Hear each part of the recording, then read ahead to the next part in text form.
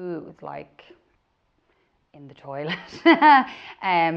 Oh yeah, like I had zero, and that's, my self-esteem anyway is very closely linked to my anxiety, and so I really had no kind of regard for myself. I had no love for myself, and um, a lack of self-esteem is a very damning thing. You don't feel like you're worthy of anything. You don't feel like you're worthy of help. You don't feel like you're worthy of love. You don't feel like you're worthy of anything.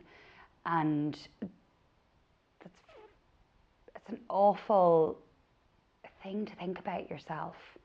Everybody deserves love. Everyone deserves to be, worthy of, help, companionship, whatever it might be. And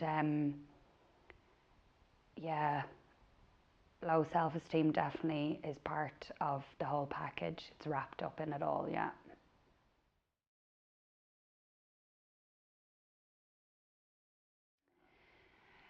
Well, it turns out I'm not a bad owl bird at all. I'm way nicer to myself. Um, if somebody compliments me, I take it now and I say thank you, because I've worked really hard at, becoming a better me, and I'm happy when people spot that. I think one of the nicest things I could hear now is, "You've changed." Excellent, thank you, because I've worked hard to be a better version of me. I think it was all there anyway, and the only person holding that all back was me. Um, so I'm much nicer to myself. I'm much kinder to myself. I'm cutting myself a lot of slack where I didn't. Things that are out of my control, I don't really worry about anymore. And so, yeah, I'm just nicer to myself. And that's really nice and freeing as well.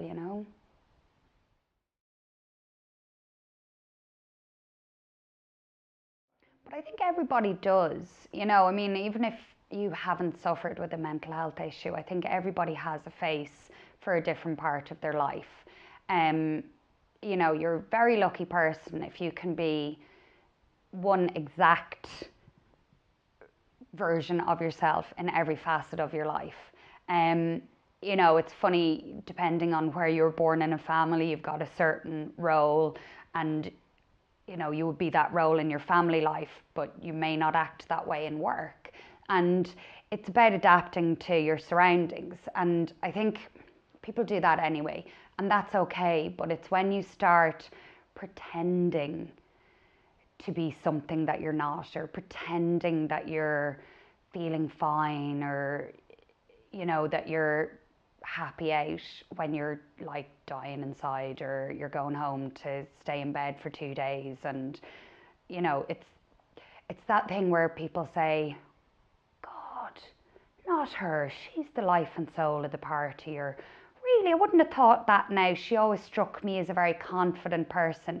So there are these masks, barriers, personas that you put on to get through a day or get through a situation.